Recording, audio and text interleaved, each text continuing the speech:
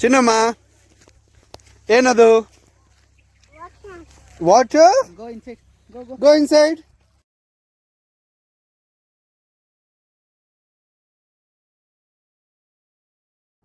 Hi నమస్తే.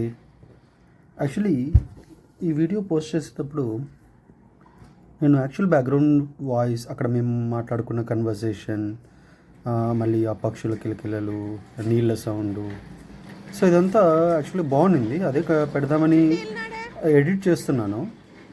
But randomly I got a thought ఏంటంటే, రీసెంట్గా ఒక పాడ్కాస్ట్ విన్నాను.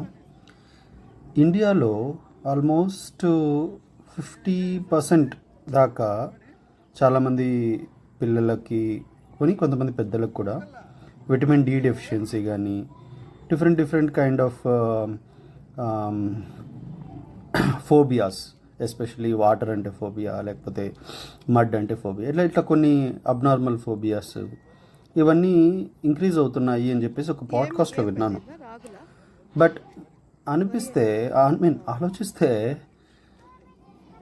చిన్నప్పుడంతా చాలామంది వాళ్ళకున్న పొలాల్లో ఆడుకుంటా, పొలాలంటూ తిరుక్కుంటా, బురదమడిలో దిగి, ఆ కాలువల్లో తిరుక్కుంటా, బావుల్లో ఈతలాడుకుంటా, ఇలా అంతా చేస్తా చాలా హ్యాపీగా తిరిగాము. కాబట్టి మేబీ 90s కిడ్స్కి ఇదేంటో కొత్తగా అనిపిస్తుంది. బట్ ఇప్పుడు ఈ జంజీ కిడ్కి వాళ్ళకి మేబీ పేరెంట్స్ ఓవర్ కేరు, అయ్యో ఎండలో ఆడడానికి వదలరు, నీళ్ళలో దిగడానికి వదలరు, మట్టిలో ఆడడానికి వదలరు. మట్టిలో ఇన్ ది సెన్స్ అట్లీస్ట్ ఇసుకలో. So because of all these kind of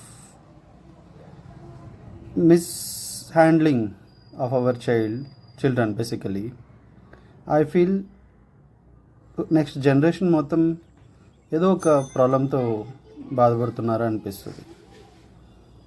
maybe it's a random thought, చాలామంది అగ్రీ అవ్వకపోవచ్చు, but it's a random thought for me. Just wanted to share with you. Just comment your thoughts మీరు agree అయితే, and subscribe to my channel. Thank you.